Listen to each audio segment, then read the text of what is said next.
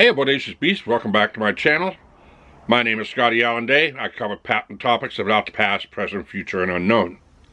Today I'm talking about a subject that kind of gets to me a bit, and I've seen it getting to other beginners when I see them show up on YouTube, and they're beginning to vlog. And I'm telling you that vlogging is insanely hard. There's two different types of vloggers. And before I begin, I'm driving my big old bus today. I had a whole bunch of kids going from Bible camp back down to school. So, vlogging is very hard. So we're going to cover both of the two different types of vlogging that I would pretty much say is the prime categories. I mean, you have food vloggers, travel vloggers, all that. I'm not talking about that. I'm talking about scripted vloggers, and I'm talking about freelance vloggers. Now, a scripted vlogger, they write everything on the computer, and they sit there and they follow everything. They follow a script as they're going. They use a teleprompter. They use a scroll wheel, whatever it takes to be able to get the text to go through. Also, you have your freelance vloggers, like what I did now. I switched from scripting to freelance.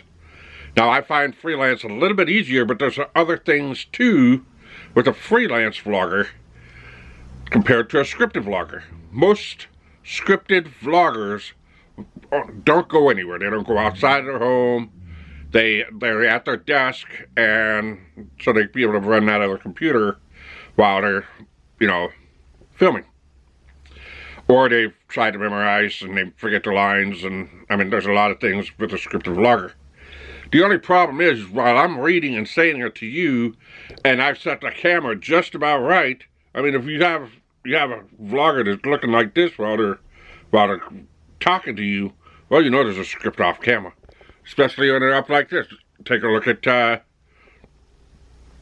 would say, Good Mythical Morning. That's a scripted show because you're going to have, they have the teleprompters up here. And every now and then you see their eyeballs going up because they're reading the script. You have freelance vloggers like Adam DeWoo that keep going right off of his frame of mind. And a lot of freelance vloggers will cut and make different scenes to put into editing so it works and try and smooth it out a little bit. But the bad part about scripted vlogging is, unless you've had a lot of practice. Now, don't forget, I mentioned this is for freelance vloggers. I mean, beginner vloggers and not freelance. I make a lot of mistakes freelancing.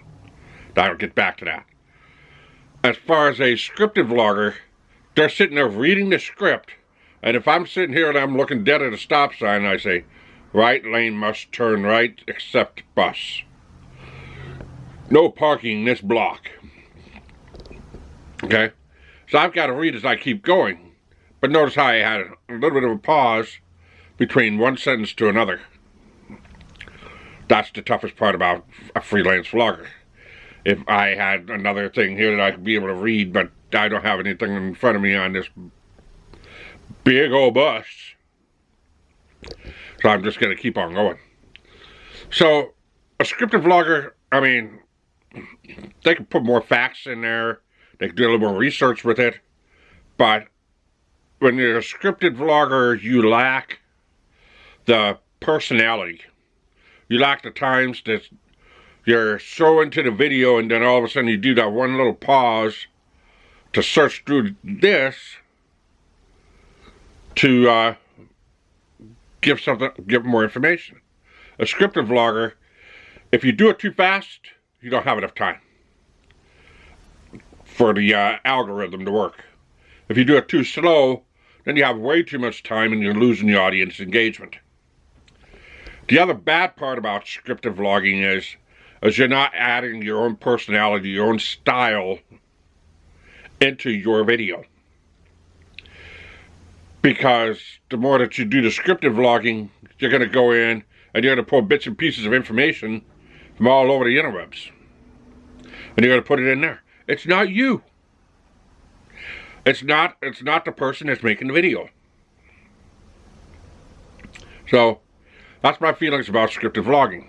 And then it gets kind of discouraging too, because you really have to put a decent setup in order to be able to do a standard vlog that's scripted, that shows that you're engaged with the audience. Now, freelance vlogging, you have a lot of travel vloggers to do it. You have a lot of people that say, hey, you know what, I'm in this big old concert right now, and or they're out and they're walking about outside. And well, the toughest part about that is most of these are your public vloggers. They're out in public more often. The hard part is when all of a sudden you see a fan that walks back and says, "Oh, Scottyallenday, hey, how's it going?" And then all of a sudden, and then you lose your train of thought. That's the bad part about freelance vlogging. You have a chance of losing your thought. But I'm a beginning vlogger. I don't have a fan walking down saying, "Hey, Scottyallenday." I'm seeing a couple walking down the street and they're looking at you with your camera and you're going, and your cheeks are turning rosy red, and all of a sudden you lose your train of thought. So that's the hardest part, is not being embarrassed because you're trying to make a video, build a vlog, build a following, and get comfortable behind the camera. And that's where 99% of all vloggers fail. They'll fail because they get embarrassed while they're behind the camera, unless they go and hide in a park somewhere where nobody's around. But the thing is practicing when you have the general public coming around, when you have traffic driving around, and people seeing you and recognizing you and that sort of thing.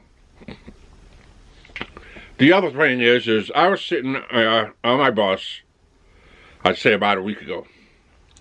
I was sitting on my bus with my camera. I was doing a video. I was doing a vlog. And I was in a school parking lot. And a dad and a daughter pulled up, parked their car in the parking space far in front of me. And then they started walking down the sidewalk. And then they looked and the daughter started pointing at me. And then all of a sudden, the dad started looking in the direction that I had the camera. Now keep in mind, this is exactly how I have my camera. And he started looking, and there's a house in front of me, and there's a light in the window on the second floor. What do you think he was doing? What do you think he was thinking? I have never been so embarrassed in all my life. I shut off my camera, I shut my equipment down, put everything away, sat there and twiddled my thumbs. I had like 30 ideas for vlogs that day. I sat there and I want to swear now, but I wanted to call it quits. I had never been so embarrassed because somebody thought I was filming somebody on a second floor with a window light, with the light on. But I know I was perfectly innocent. My camera was facing to me, not facing anybody else. So, I think that's just about it. That's why vlogging is so hard to do, is because you need to get comfortable behind the camera. You need to get comfortable with people pointing at you and saying, huh? It's basically a comfort, breaking your comfort zone. It's breaking your ideology. So, what do you guys think? Do you think vlogging is very hard to do when you're starting off and being a beginner? Do you think that's why most people will make 20 videos and then quit? Let me know in the comment section below. While you're down in the comment section, why don't you hit that sub button, hit that notification bell, drop me a comment, let me know. I'd love to revisit this in the future so that, maybe once I'm a little bit more comfortable behind the camera, I can revisit this video and then put a little bit more out there. And that's another thing that's difficult, is making sure you have enough content to last a while before, you know, before you finish. So you can be able to, kind of get in with the algorithm. So what do you guys think? Just drop it in the comment section below, and until next time, keep on rocking.